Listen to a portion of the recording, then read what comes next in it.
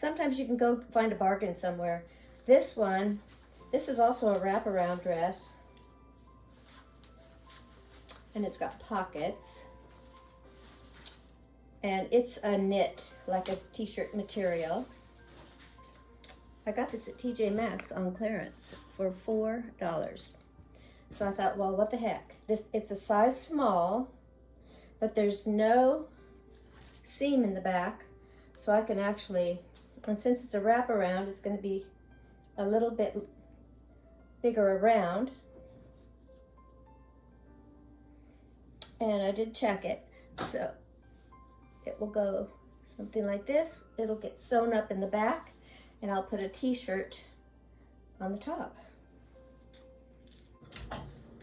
Well, I wanted you to see one of my latest upcycled house dresses. This was from, I'll just show you. This was from a wraparound dress. It was a size small. I got it at TJ Maxx for $4. I kept the ties. I kept the waistband. And I just decided that I would use it to wrap around like this. I cut it to a length that I like, just below the knees. I added the sleeves, and this is just the style that I like. So I just wanted to share that with you. This is one of my favorites. It's very comfy, very comfy.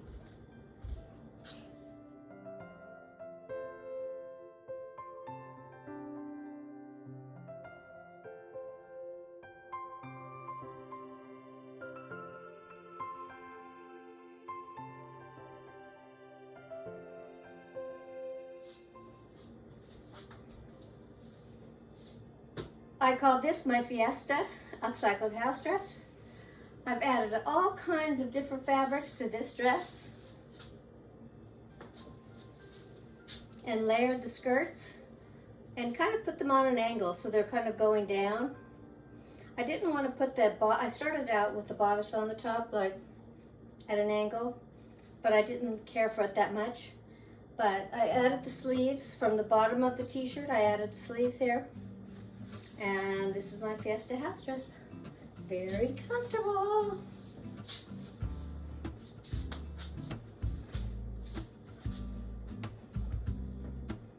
And a lot of fun.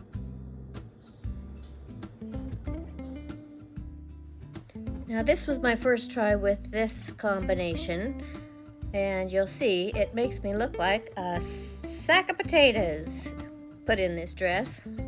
I wasn't too happy with it after I saw myself in the videotape, so I thought, oh, I've got to do some changes to this. So you'll see what I did in a minute, but you know, I tried putting the sleeves from the dress, adding those to the t-shirt, and I didn't quite get it to the right waistline for myself to give me the best look.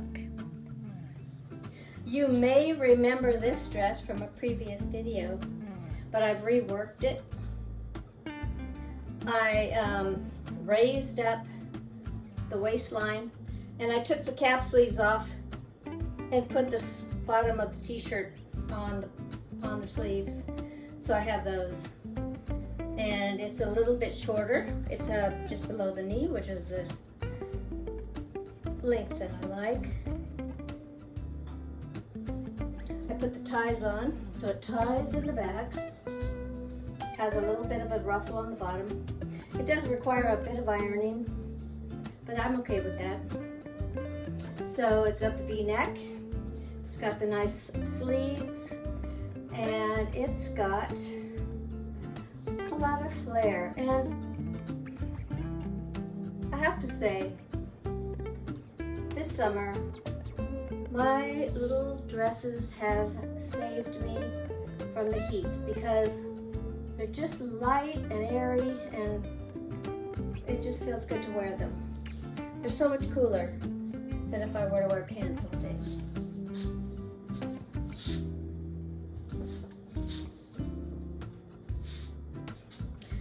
Tell me what you think. I hope you like them. This project is a mystery project.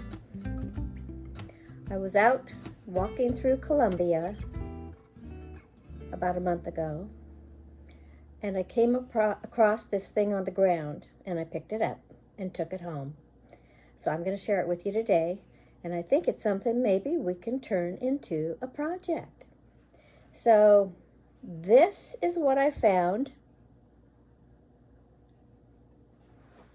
and it's got this cute little kind of vintage fabric, but I don't know what's inside. It's tied with a string, so I thought, well, I had you with me, I would just snip that little string and find out what's inside. Let's hope a bunch of bugs don't crawl out.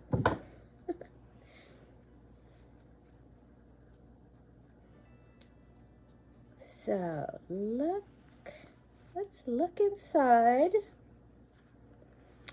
Oh, it really smells strong. Oh, I don't know what it is.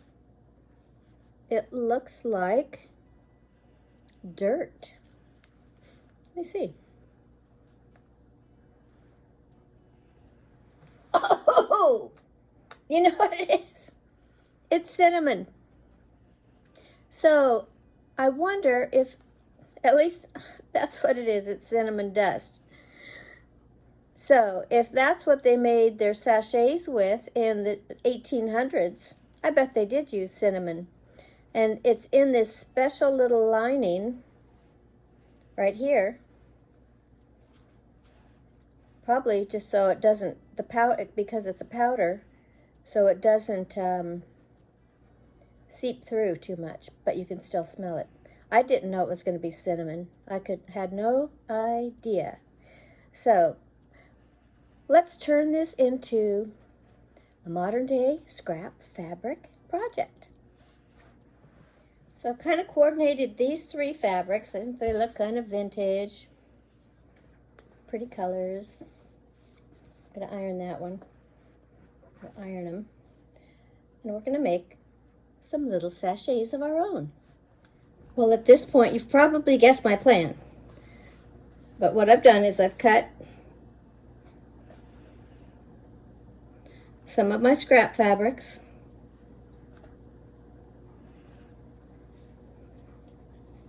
Using that one as a pattern. Using this one as a pattern. And I'll tell you just how much it measures if you want to make these. It's 6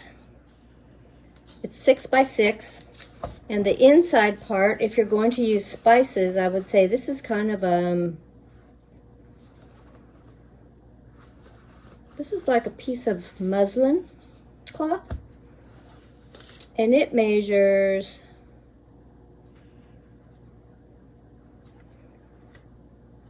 4 by 4. So this one's 4 by 4 for the inside part, and the outside part is 6 by 6.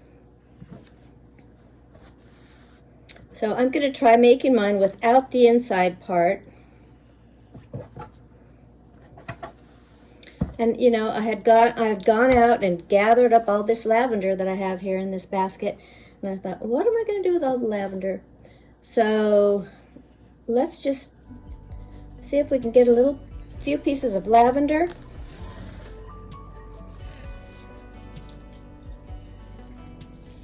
For our sachets.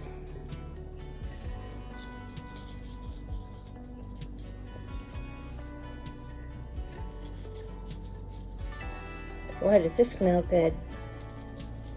Now, if you want to use spices, I would say maybe cinnamon, like they use cinnamon, or cloves, or lemon peel, dried lemon peels, or dried roses, like a little potpourri type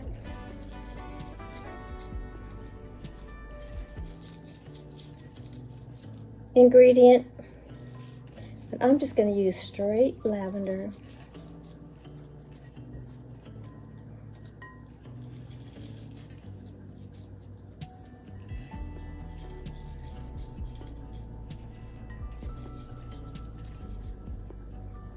So we'll get this processed.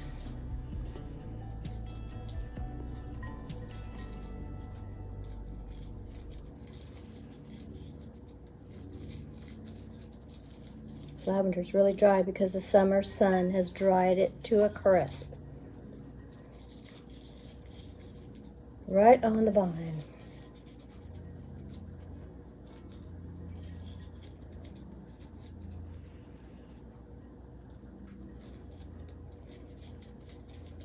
Very potent. Smells very strong.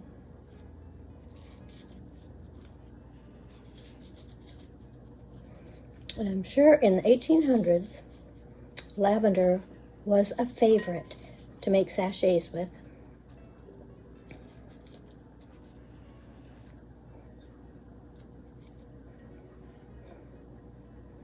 So I think we've got enough right there. I'm going to put it into this little container because I'll probably continue making more this afternoon. Ooh, it's strong too. Okay, so we're going to make one of these little guys. I would say probably a tablespoon or a handful like that.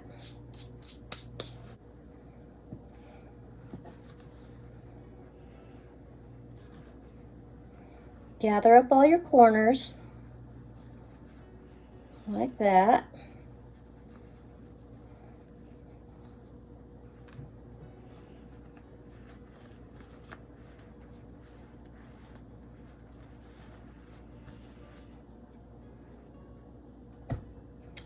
Oh, it's so cute.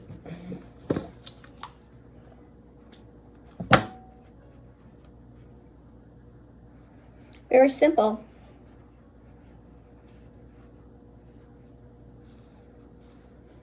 And you can really smell the lavender coming through. So there's one. So there's another one. A fabric scrap sachet. I'll try to make a bow. I'm just gonna do that. So there you have 3 little fabric scrap sachets that barely cost you a penny. I hope you make them. I think I'll put these in my lingerie drawer. Oh, lovely. Or you could even just keep one next to your chair where you sit, and every once in a while have a little aromatherapy and calm yourself down with aromatherapy. Lavender, very calming. I love it. Today I'm going to show you how to make Pina Colada fruit leather. I'm getting my recipe from the Ball Canning, all new book of canning and preserving.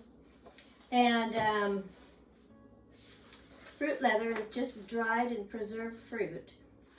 And you can eat it like candy. It's delicious. I have practiced a little bit because I'm going to change the instructions a little bit from here since I don't have all the ingredients, and I haven't found a different way to dehydrate it because I'm not going to be using my dehydrator. I'm going to do it in the oven. So it does call for 1 cup of sweetened shredded coconut, and I'm just using my blade like this. And I'm going to do this off camera, so I'm going to put the coconut in here. It calls for 1 tablespoon of agave nectar, which probably that's about what's in this bottle, so I'm just going to use the last of it. And it also calls for 1 tablespoon of coconut milk. and I just decanted it into this jar so that I can just put it. So I gotta figure out what I'm gonna do with this coconut milk after I've opened it up. I'm gonna put it in the fridge, that's for sure. I think I can use it in my coffee. So if I run out of half and half, I'm gonna try this in my coffee. And then it calls for 3 cups of pineapple, crushed pineapple. Now this pineapple, I just want to drain it because it's got a lot of juice in it.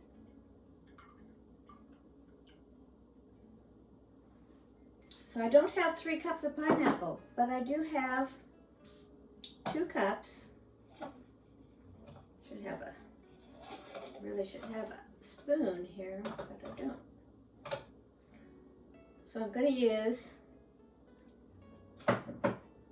2 cups of pineapple, and then I've got 1 can of preserved pears that I just recently put up, and I'm going to use 1 cup of my pears. I think pears have kind of a mild flavor, so that's almost a cup. This year I got my pears were very small, like that, little tiny pears. At least I got some pears, I have to say. Last year I didn't get any. This year I got quite a few. They were all little ones. So we've got this pear mixture, and blend it. And I'll be right back. I've lined my cookie sheet with parchment paper, and I've made this into a fine puree. It's very fine. It smells like Pina Colada. Now, if you have a little bit of rum or even some rum flavoring, I used to have some rum flavoring. I don't know what happened to it, but you could even add a little teaspoon of that, and that might be really tasty. Oh, the other part of this, now, one sec.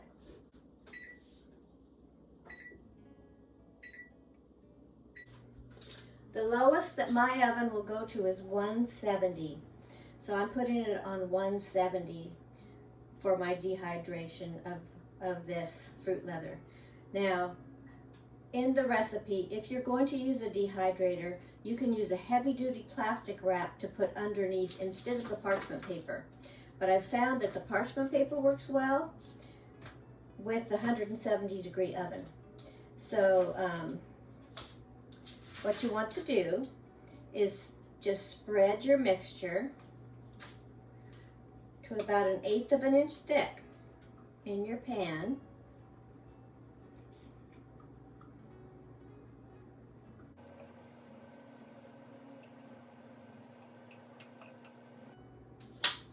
Taste it. Oh, it's good. Oh, so good. So delicious it's gonna be. And then you just want to spread it out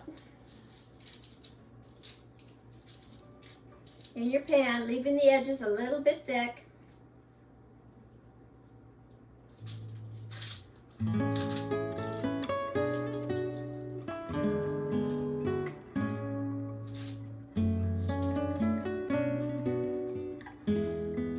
It's hard to get this thin because it's kind of a thickish type of fruit leather. I think it's maybe the coconut made it a little thicker. But you want to get it spread out as thin as you possibly can.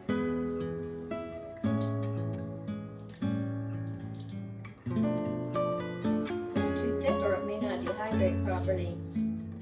But I hope this turns out. The first thing I ever dehydrated or made fruit leather with was some plums. My neighbor brought me a whole bag of plums, and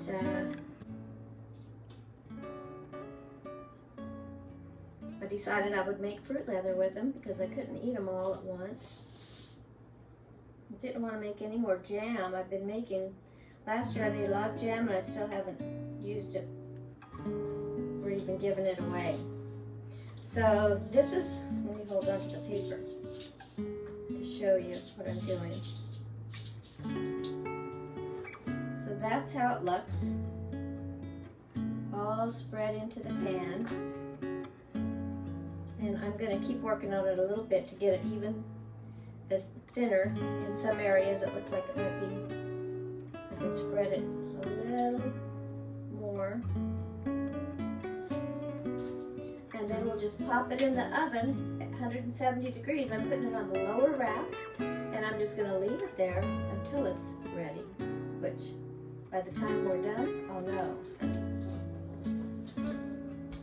Okay, so this is my second batch. Yesterday it was so crispy and I overcooked it, and so I made a new batch using all pineapple with the sweetened coconut and the coconut milk and a little bit of date syrup, a tablespoon of each. And this one has been cooking for about 6 to 7 hours. And I had left a mess. Well, the explanation I have for the amount of time and heat that gets used if you're doing your fruit leather in your dehydrator. A dehydrator heats up to about 135 degrees, and you cook it for 2 to 5 hours. But this one, my oven, like I said, heats up to 170 degrees. That's the lowest I can get it. And so I cooked it 6 hours, and I've still got a little bit of a crispiness to it. So I'm going to go ahead and try cutting it. I think it's still cooked too long.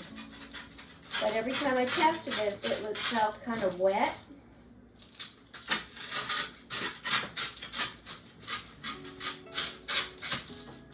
So I'm just thinking that maybe take it out when it's still a little tiny bit moist and just let it air dry rather than leaving it in the oven longer.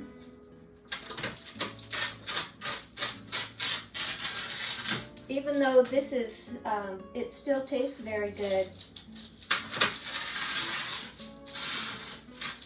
I still haven't achieved a leather. So this is like a chip.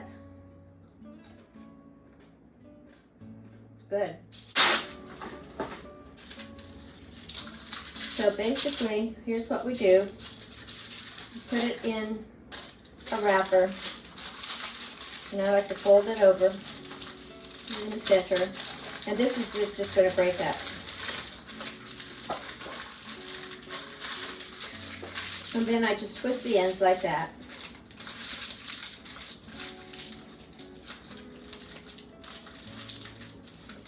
And there you have your little package of fruit crisps or fruit leather. And this keeps it really fresh when it's wrapped up in the wax. Uh-oh.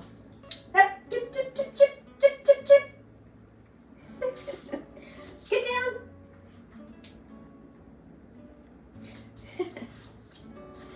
So I have to keep working on this. I don't know if I hope you try this and make this because it's delicious. But it just you have to find that perfect balance between when to stop it and take it out of the oven. Because both times now, whether I use all pineapple or pear and pineapple with the coconut, it still came out crispy. So, but this is absolutely delicious. It would make a great snack for a camping trip or a picnic, or just to send with the kids to school, or to have for the grandkids when they come and visit. So I hope you try it.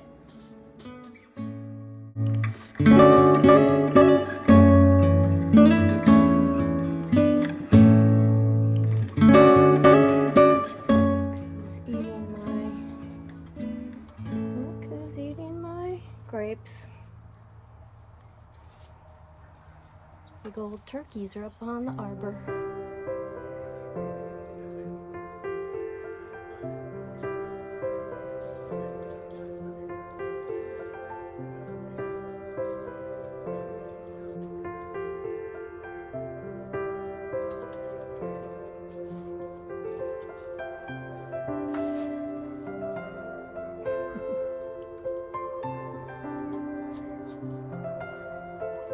cat.